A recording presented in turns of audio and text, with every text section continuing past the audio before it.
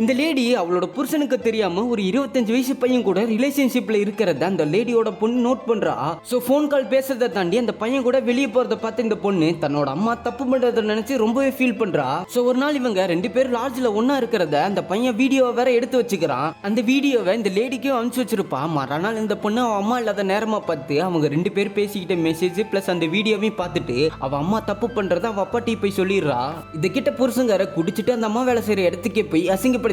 இந்த லேடி கூட வேலை பார்க்கறவங்க எல்லாம் இந்த அம்மா கிட்ட வந்து கட்டி கொடுக்கிற வயசுல பொண்ணை வச்சுட்டு உனக்கு இந்த வயசுல லவ் கேக்குதான்னு காரி துப்பிடுறாங்க. இவங்க லவ் பண்ற பையன் கால் பண்ணி நம்ம லவ் பண்றது உன்னோட பொண்ணுக்கு தெரிஞ்சிருச்சு, உன்னோட பொண்ணு எனக்கு கால் பண்ணி அசிங்கமா திட்டினான்றத சொல்றான். இவங்களுக்கு அவமானம் தாங்க முடியாம பொண்ணை சமாதானப்படுத்தணும்னு ஐஸ்கிரீம்லாம் செஞ்சுட்டு வந்து கொடுக்குறாங்க. அதை சாப்பிட்ட கொஞ்ச நேரத்திலேயே அந்த பொண்ணுக்கு வயிறு வலிக்க ஆரம்பிக்குது.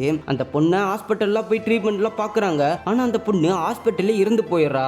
இவங்களை சமாதானப்படுத்துறதுக்காக அவனு வீட்டுக்கு வந்து ஆறுதல்லாம் சொல்லிட்டு போறான். அப்ப அந்த பொண்ணு யூஸ் பண்ற ஒரு மெமரி கார்டு ஒன்று கிடைக்குது. அதை போன்ல போட்டு பார்த்தா இவங்களுக்கு செம்ம ஷாக்கு. என்னன்னா அவன் இவங்க கிட்ட தப்பா நடந்துகிட்ட மாதிரியே அவங்க பொண்ணு கிட்டே தப்பா பழகிருக்கான்னு தெரிஞ்சுக்கிறாங்க.